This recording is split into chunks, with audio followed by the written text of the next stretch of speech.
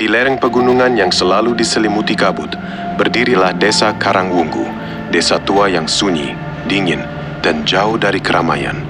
Rumah-rumah kayu berjajar di sepanjang jalan berlumpur, dikelilingi pagar bambu, kebun, dan hutan yang tampak semakin kelam saat senja tiba.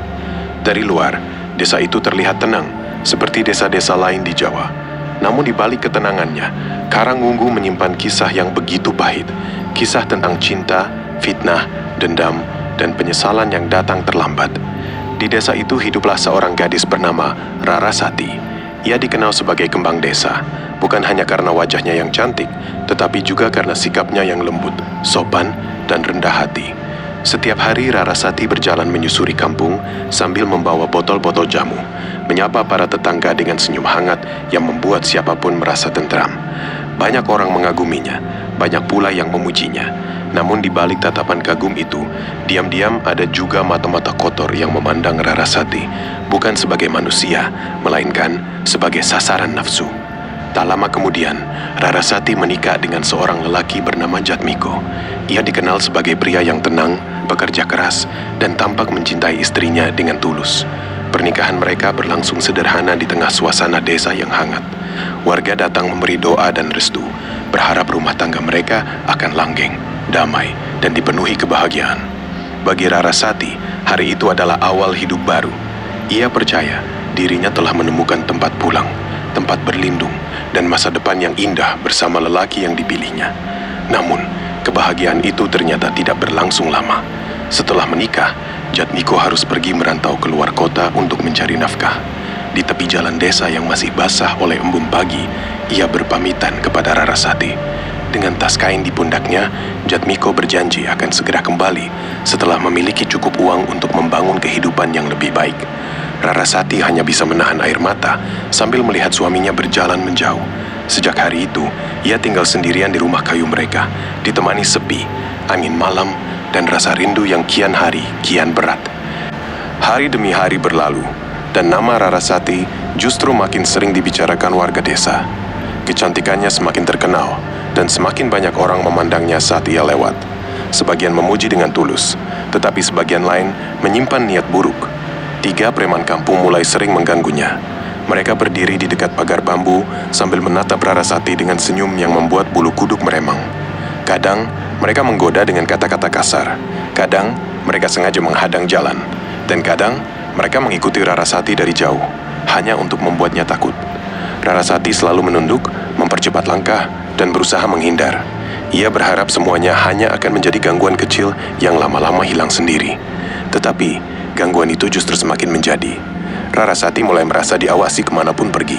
Saat melewati jalan pasar, ia merasa tatapan mereka menempel di punggungnya. Saat senja turun dan ia pulang sendirian, ia sering mendengar langkah lain di belakangnya. Jalan-jalan desa yang dulu terasa akrab mulai berubah menjadi tempat yang menakutkan. Ia tak lagi berani keluar terlalu sore, dan ketika malam tiba, ia mengunci pintu rapat-rapat, memeriksa jendela berkali-kali, lalu duduk gemetar di bawah cahaya lampu minyak yang remang. Rumah yang seharusnya menjadi tempat aman justru terasa sempit, dingin, dan penuh ancaman. Suatu malam, ketakutan itu mencapai puncaknya.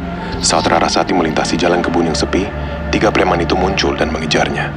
Rarasati berlari sekuat tenaga. Napasnya tersengal, kakinya terpleset di tanah basah, sementara kabut dan gelap malam membuat jalan di depannya nyaris tak terlihat.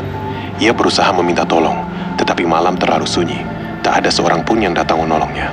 Malam itu menjadi malam yang menghancurkan seluruh hidupnya. Ketika semua berakhir, Rarasati hanya tersisa sebagai perempuan yang remuk, terbaring di tanah dengan rasa takut, malu, dan sakit yang tak sanggup lagi ia ucapkan. Malam itu tidak hanya melukai tubuhnya, tetapi juga membunuh harapan dan kebahagiaan yang selama ini ia simpan. Sejak kejadian itu, Rarasati berubah sepenuhnya. Ia menjadi pendiam, lebih sering mengurung diri di dalam rumah, dan tak lagi berjalan membawa jamu seperti dulu. Tatapannya kosong, wajahnya murung, dan senyumnya hilang entah kemana. Ia duduk lama di sudut kamar, menatap dinding kayu dengan pikiran yang tak pernah benar-benar tenang. Luka yang ia rasakan tidak terlihat dari luar, tetapi setiap hari terus menggerogoti dirinya. Waktu berlalu, namun penderitaan itu tak pernah benar-benar mengecil. Lalu beberapa bulan kemudian, pukulan yang lebih kejam datang. Perut Rarasati mulai membesar. Ia sadar dirinya hamil. Seketika dunia di sekelilingnya terasa runtuh. Ia tak tahu harus berbuat apa. tak tahu harus menjelaskan kepada siapa, dan tak tahu bagaimana menghadapi hari esok. Kabar kehamilan itu menyebar cepat ke seluruh desa. Orang-orang mulai berbisik setiap kali Rarasati lewat. Ada yang menatap dengan jijik, ada yang menggelengkan kepala, ada pula yang sengaja berbisik cukup keras agar ia mendengarnya. Tak seorang pun bertanya apa yang sebenarnya terjadi. Tak seorang pun ingin memahami. Semua sibuk menghakimi, seolah Rarasati adalah sumber aib yang harus dijauhi. Ia menanggung semuanya sendirian, bukan hanya luka dari malam kelam itu, tetapi juga luka karena dipandang hina oleh orang-orang yang dulu menyapanya dengan ramah.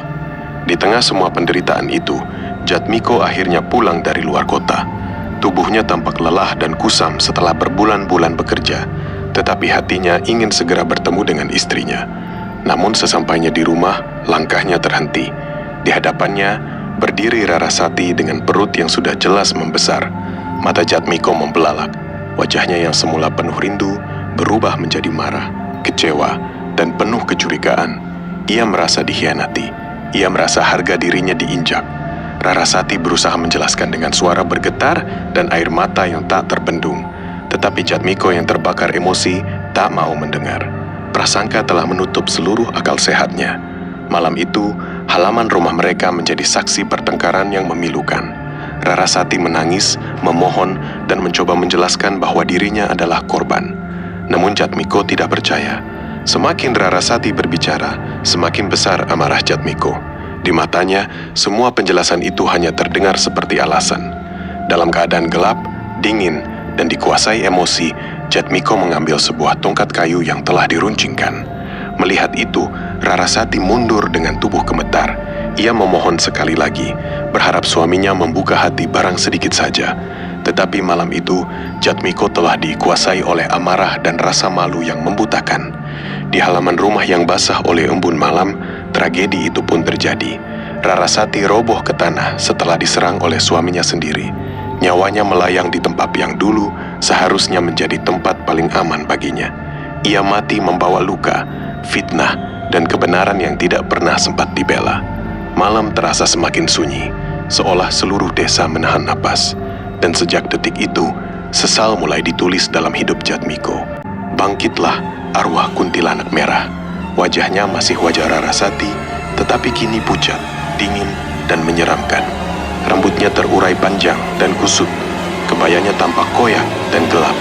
Matanya merah redup, seolah menyimpan tangis sekaligus murka.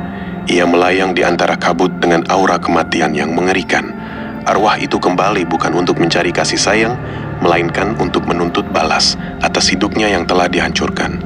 Preman pertama menjadi korban lebih dulu. Di tengah jalan desa yang sunyi pada malam hari, ia merasa ada sesuatu yang mengikuti dari balik kabut. Saat ia menoleh, sosok kuntilanak merah sudah berdiri di belakangnya. Jeritannya memecah malam, lalu lenyap bersama angin dingin yang menyapu jalan kampung. Tak lama kemudian, preman kedua menyusul. Di dekat sumur tua, di bawah cahaya bulan yang pucat, ia melihat sosok perempuan melayang di atas bibir sumur. Wajah itu sangat dikenalnya, tetapi jauh lebih mengerikan dari kematian itu sendiri. Ia menjerit histeris sebelum akhirnya menemui ajalnya. Korban terakhir adalah preman ketiga. Di tengah kebun yang gelap, ia mundur ketakutan ketika kabut merah bergerak perlahan, dan dari dalamnya muncul sosok kuntilanak merah yang melayang mendekat. Tak ada jalan lari, tak ada ampun, dan akhirnya dendam Rarasati pun tuntas.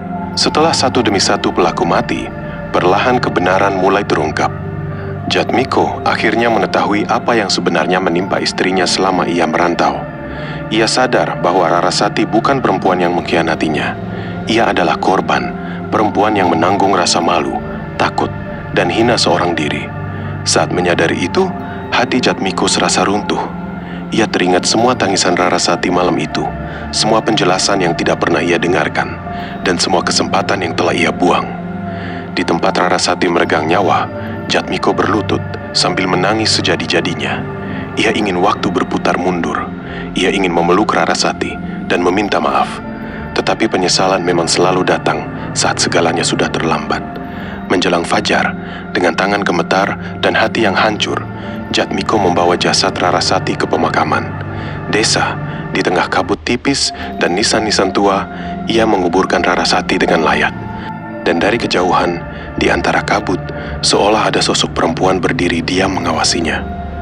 Dendam kuntilanak merah memang telah selesai, tetapi luka di antara keduanya belum benar-benar hilang. Keesokan paginya, saat matahari mulai menghangatkan sawah dan embun masih menempel di ujung daun, Jatmiko berjalan sendirian di pematang dengan langkah yang lemah. Wajahnya pucat, matanya sembab, dan hidupnya terasa hampa.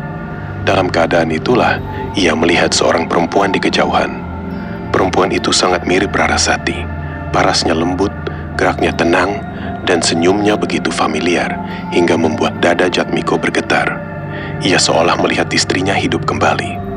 Jatmiko terpaku, lalu tanpa sadar mengikuti perempuan itu hingga ke sebuah rumah sederhana di tepi sawah. Sejak hari itu, perempuan misterius itu mulai hadir dalam hidup Jatmiko. Ia menemani Jatmiko berbicara, mendengarkan kesedihannya, dan mengisi hari-hari yang sebelumnya terasa gelap. Kehadirannya membuat Jatmiko perlahan bangkit dari kehancuran. Hatinya yang penuh sesal mulai merasakan sedikit kehangatan. Ia kembali bisa tersenyum, kembali punya alasan untuk berjalan keesokan hari. Tanpa ia sadari, ia jatuh cinta lagi kepada sosok yang begitu mirip Rarasati. Untuk pertama kalinya, sejak semua tragedi itu, Jatmiko merasa bahagia. Ia mengira Tuhan memberinya kesempatan kedua, kesempatan untuk memulai ulang hidup yang telah hancur. Ternyata hanyalah ilusi. Perempuan yang mirip Rarasati itu bukan manusia biasa. Ia adalah bayangan yang diciptakan oleh arwah mendiang Rarasati. Bukan untuk menakut-nakuti, bukan juga untuk membalas dendam, sekali lagi, melainkan untuk memberi Jatmiko sedikit kebahagiaan sebelum ia benar-benar hidup bersama penyesalannya. Mungkin itulah bentuk cinta terakhir yang tersisa dalam jiwa Rarasati. Setelah semua yang ia alami, setelah semua luka yang ia bawa sampai mati, ternyata masih ada bagian kecil dari hatinya yang tak ingin Jatmiko tenggelam sepenuhnya dalam kehancuran. Suatu sore, saat langit mulai berwarna jingga dan angin sawah berembus pelan, Jatmiko menoleh untuk memanggil perempuan itu.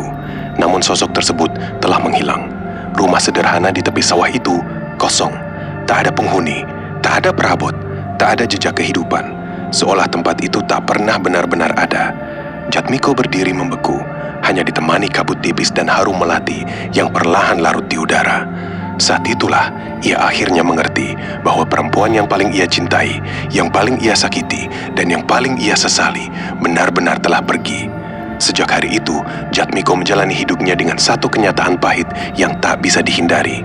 Rarasati memang telah mati, tetapi sebelum benar-benar meninggalkan dunia, ia sempat memberinya satu hadiah terakhir, kebahagiaan semua, agar ia tetap kuat melanjutkan hidup.